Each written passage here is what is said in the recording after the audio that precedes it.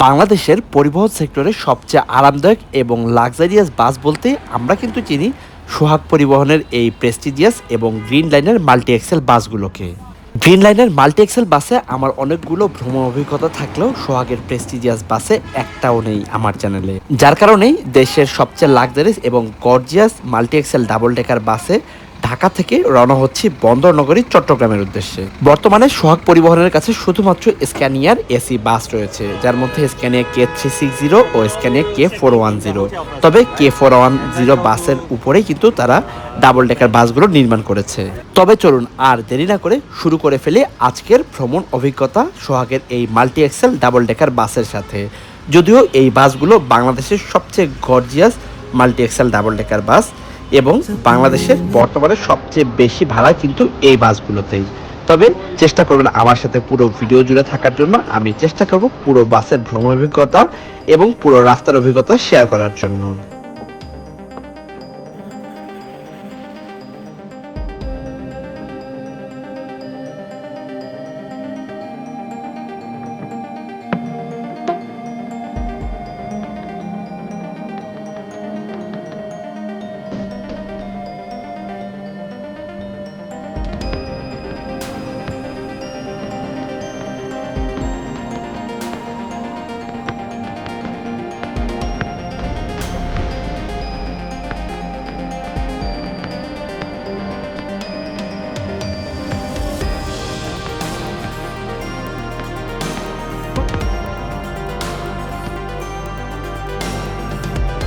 সময় রাত 11:25 হয়ে গিয়েছে আর আমি এরই মধ্যে পৌঁছে গেছি ঢাকার পান্থপথে।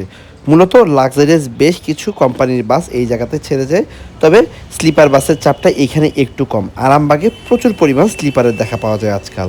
আমি সোহাগ পরিবহনের কাউন্টারের সামনে চলে এসেছি। ভিতরে বেশ ভালোই মানুষের চাপ ছিল, যার কারণে বাইরে দাঁড়িয়ে অপেক্ষা করছি বাসের। মূলত রাত্রে 11:30টার পরে পান্থপথে লাক্সারিয়াস বাসগুলো খুব কমই দেখা যায়, ইদানিং বেশি স্লিপার দেখা যায়। তবে যেই কোম্পানির বাসগুলো ঢাকা চিটাগং রুটে চলাচল করে তাদের মোটামুটি 12টা পর্যন্ত লাক্সারিয়াস বাসগুলো এইখানে পেয়ে যাবেন আপনি। সোহাগের এই ডাবল ডেকার বাসগুলোতে ঢাকা থেকে চিটাগং পর্যন্ত ভাড়া 1650 টাকা।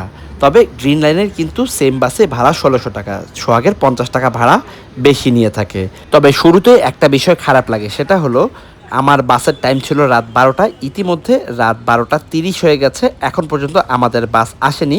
তবে 12:15টার যে বাস সেই বাসটা এসেছে, আর সেই বাসেই আমাদেরকে বলছে এখান থেকে মালিবাগ চলে যাওয়ার জন্যে, আর সেখান থেকে আমরা আমাদের বাস পেয়ে যাব। তবে কাউন্টার থেকে যেটা জানালো, মূলত রাস্তায় জ্যাম থাকার কারণে বাস চিটাগং থেকে আসতে একটু লেট হয়ে গিয়েছে। ঘড়ির কাঁটা 12:37-এ পান্থপথ থেকে বাস রওনা হয়, যদিও আমার ঘড়িতে 12:57 দেখাচ্ছে। মূলত আমার ঘড়িতে 20 মিনিট ফাস্ট করা ছিল। আমরা বাসে উঠে সোজা আপার ডেকে চলে যাই, যেহেতু আমাদের বাসেও আমাদের সিট ছিল আপার ডেকে, সো আপার ডেকে চলে যাই। আর এই বাসে মোটামুটি বেশ খালি ছিল, বেশিরভাগ যাচ্ছি কিন্তু মালিবাগ থেকে। তবে রওনা হওয়ার পরেই মোটামুটি কারণ বাজার পার হওয়ার পরে আবারও দেখা পেয়ে যায় চিরাচরিত ঢাকা শহরের সেই জ্যাম। রাতের প্রায় 1:45 বাজে, এখনও হিউজ জ্যাম রাস্তায়। ভেবেছিলাম দেশ সেরা বাস এবং বাসের আউটলুকও এতটাই গর্জিয়াস, আসলে জার্নিটা হবে খুবই আরামদায়ক। কিন্তু আসলে শুরুতেই 30 মিনিট ডিলে, এর মধ্যে রাস্তার জ্যাম, যথেষ্ট বিরক্ত লাগতে শুরু করেছে ইতিমধ্যে। 1:13 আমরা এসে পৌঁছাই ঢাকার মালিবাগে সোহাগের মূল কাউন্টারে। এসেই দেখি আমাদের বাস দাঁড়িয়ে রয়েছে, আর যেই বাসটাতে আমরা এসেছি সেটা 12:15টার বাস, সেটা আমাদেরকে রেখে চলে যায় আরামবাগের উদ্দেশ্যে। বাসে উঠে দেখি বেশ কিছু যাত্রী রয়েছে, সো ইন্টেরিয়র দেখানোর আর সুযোগ নেই। তবে সিটের সামনের দিকে বেশ বড় সড়ো লেগ স্পেস রয়েছে। সিটগুলো অ্যাজ ইউজুয়াল তাদের যে হাই ডেকের বাসগুলো রয়েছে সেই রকমই বেশ ভালো স্পেস রয়েছে। তবে সোহাগের এই সিটগুলো বেশ আরামদায়ক। তবে এই সিটগুলো কিন্তু আর্টিফিশিয়াল লেদারের, এবং সিটগুলো আপনারা হ্যান্ডেলের নিচে বাটন রয়েছে, যার মাধ্যমে সিট রিক্লাইন এবং লেগ রেস্টও রিক্লাইন করতে পারবেন। এছাড়াও সিটগুলোর উপরের দিকে এসির ভেন্ট ও রিডিং লাইটের ব্যবস্থা ছিল। বাসের ভেতরটা বেশ ভালো পরিপাটি ছিল। মাইক্রোফোন হাতে নিয়েছি কিন্তু কিছু বলতে ইচ্ছা করছিল না, কারণ বেশ যাত্রী ছিল। রাত 1:17-তে আমরা রওনা করি চট্টগ্রামের উদ্দেশ্যে।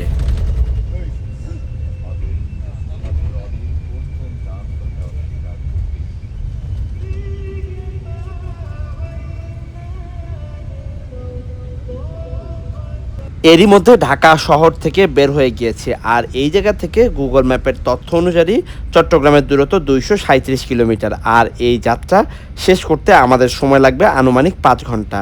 তবে আনুমানিক 6টা 52 অর্থাৎ 7টার মধ্যেই হয়তোবা চট্টগ্রামে পৌঁছবো, গুগল ম্যাপ এটাই দেখাচ্ছে। ঢাকা পার হয়েছে আরও 1.5 ঘন্টা পূর্বে, কিন্তু এখনও সোনারগাঁ জ্যামে পড়ে আছি।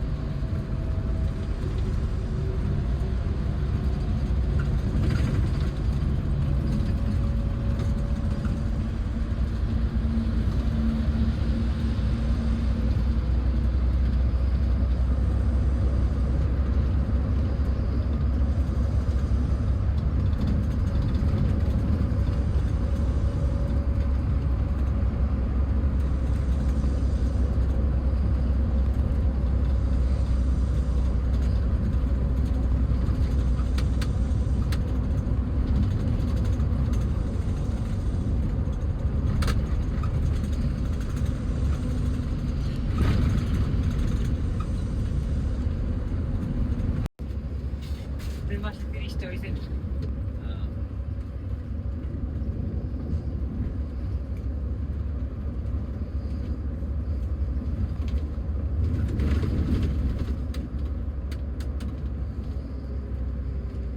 এই জগতে একটু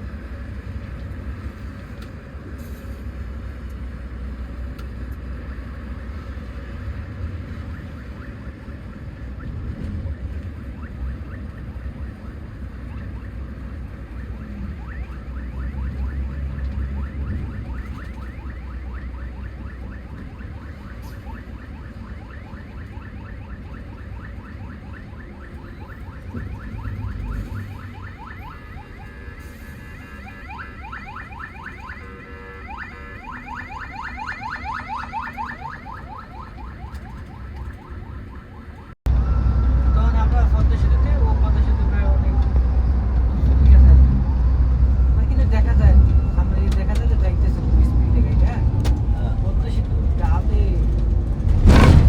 যেই নামাতেছে না, যেই ডালে নামছে পুরো স্পিডে নামছে, চাক্কা গেছে বাসটা ওই দিকে অ্যাম্বুলেন্স ভিতরে রুগী আছে, পিছনের চাক্কা পিছনের চাক্কা পিছনের চাক্কা কিন্তু আর চাক্কা সব একটা একটা স্পিড বেশি 120 স্পিড নাই মাদে টাইম পেশে বাড়ি থেকে উত্তর আসতে ঢাকা থেকে আসতে বললি দিতে পারে টাইম পেশে বাড়ি খেয়ে বাম পাশে দিকে আর ভিতরে রোগী। কারণ আমরা আর ওই জায়গায় দাঁড়াই নেই যে আমরা ডেকোরেশন আমরা কেটে দিতে ফাঁকা ছিল, ফাঁকা কেন আমি পদ্মা সেতুর অর্ধেক লোক থাকে না, এরা দৌড়ে মরে আইসে গাড়ি করার চেষ্টা করে।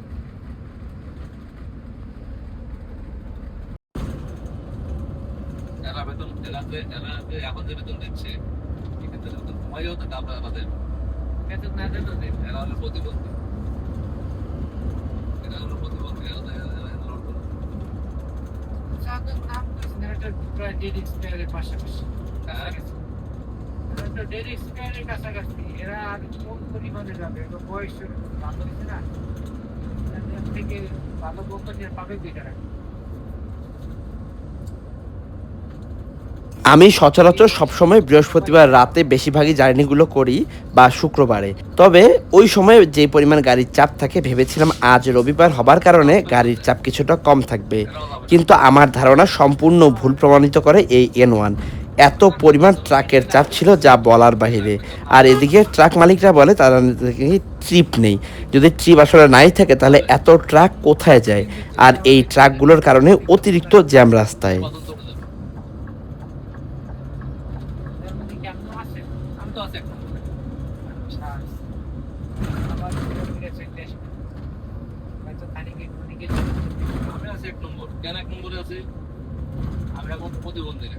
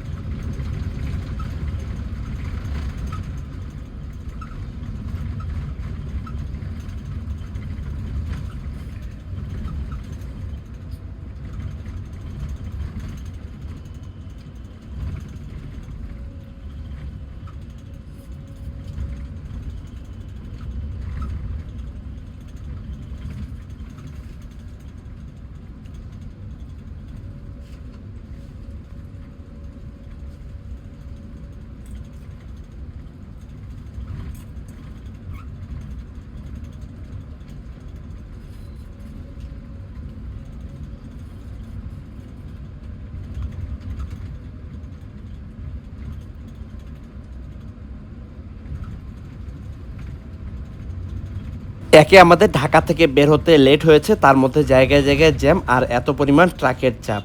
আর ভেবেছিলাম এই মাল্টি এক্সেল বাস দিয়ে হয়তো সামনে বেশ ভালো বাসের চাপ দেখব, কিন্তু না, শুধুমাত্র ট্রাক আর ট্রাক। পুরো রাস্তায় মনে হয় আমি হাতে গোনা 10টা বাসও পেয়েছি কিনা সন্দেহ।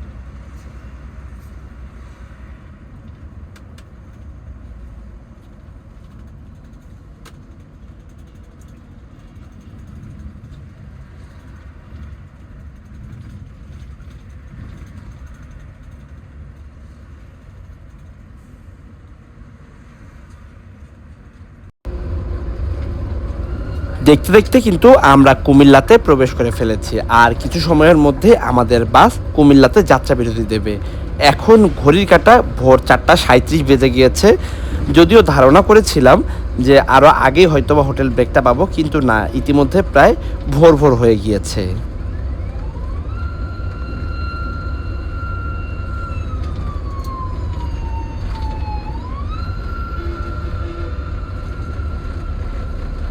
ভোর 5:10 হাইওয়ে ইনে আমাদের বাস প্রবেশ করে। সো যেহেতু সকাল হয়ে গিয়েছে, এইখানে নাস্তার অর্ডার দিই, কিন্তু নাস্তার অর্ডার দিয়ে প্রায় 20 মিনিট বসে থাকতে হয়। আমরা যখন হোটেল বিরতিতে প্রবেশ করি তখন আমাদের আগে ঢাকা থেকে ছেড়ে আসা অর্থাৎ 12:15টার যে ডাবল ডেকার বাস সেটা, এবং আমাদের বাসটার সাথে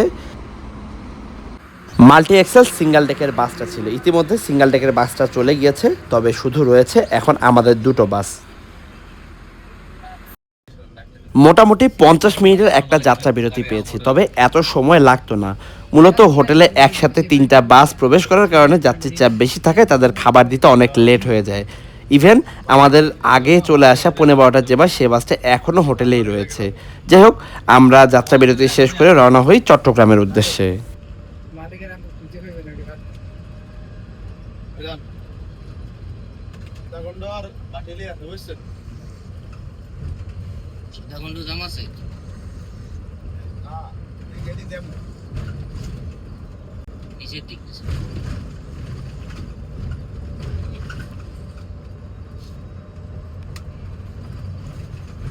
কয়টা?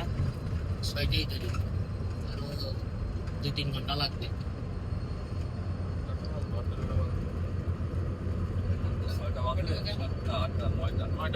ছয়টা বাজে প্রায়।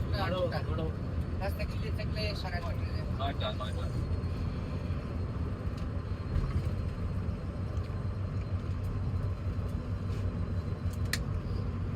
এই জন্য তো এরকম কি আওয়াজ বাজে কি?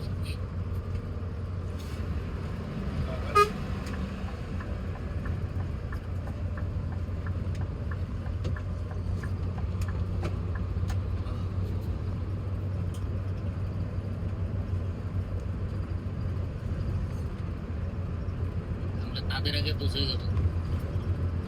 হ্যাঁ, 12টার গাড়ির আগে পৌঁছে যাব। আগের গাড়ির আগে আমরা যাবো না।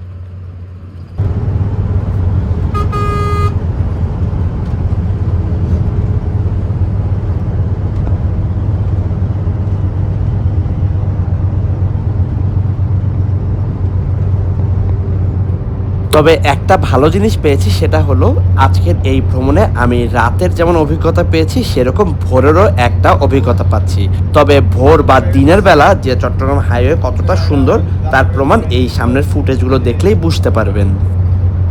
আচ্ছা তাই? ও আইসা মনে করেন হোটেল পরের তার রাতে আর না। হ্যাঁ, রাতে আর। ওই যে বলদ কথাই বোঝা গেল। ওই যে বলদ সেটা কথাই বোঝা গেল। মালিক হ্যাঁ, আমি এক সঙ্গে 4 সিঙ্গেল মারছি জামের ভিতরে। হ্যাঁ, 2 রাত 2 দিন একটানা যাক না, আবার গাড়িটা আগা দিতাম। আর বলদে কাম করতো না। হ্যাঁ,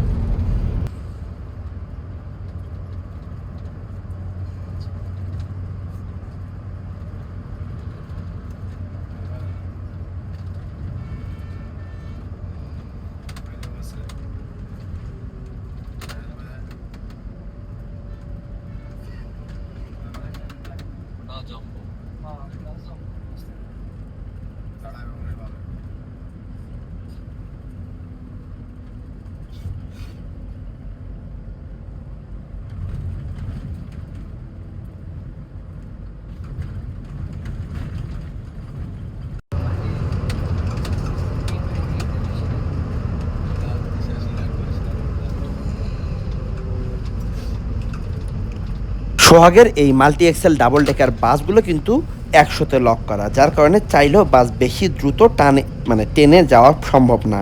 মোটামুটি রাতের বেলা 60-70 ট্রেনে এসেছে। এখন মোটামুটি সকালে রাস্তা খালি থাকার কারণে আমি সর্বোচ্চ 97-98 পর্যন্ত গতি পেয়েছিলাম।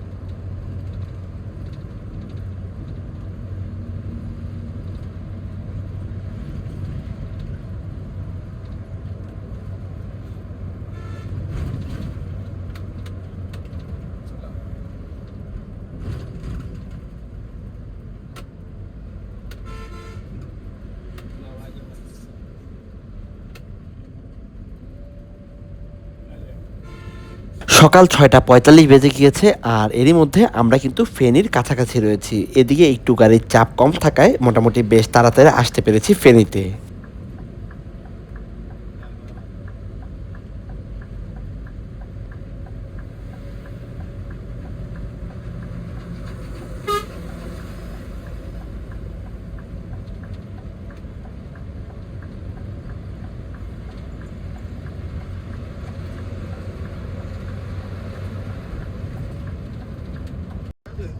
ভালো হয়ে গেছে।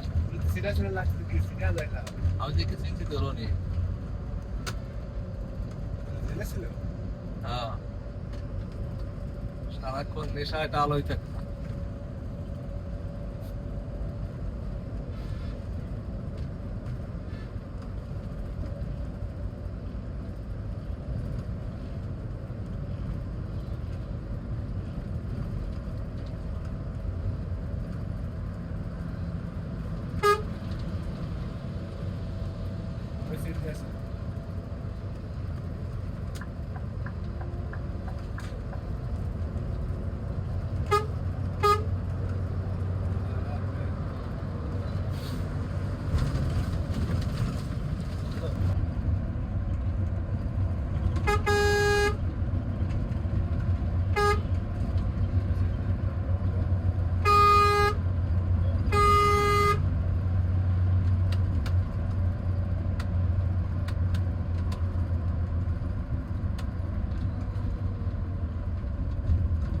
ফেনী পার হবার পরে চলে যায় আমার সিটে, কিন্তু সিটে বসে শান্তি পাইনি। এই রকম আওয়াজ হচ্ছিল বাসের ভেতরের দিকে।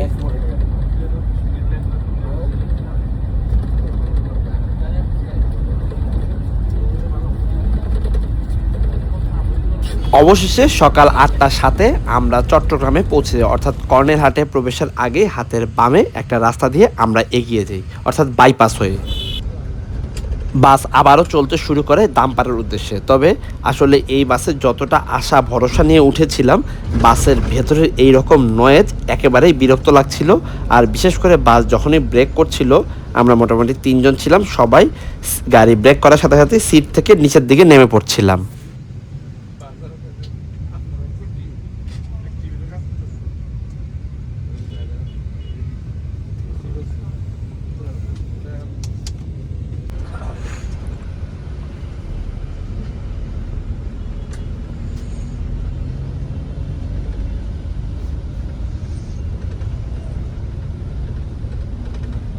সর্বশেষ সকাল 8টা 29 মিনিট, আর এই মুহূর্তে আমরা পৌঁছে গিয়েছি চট্টগ্রামের।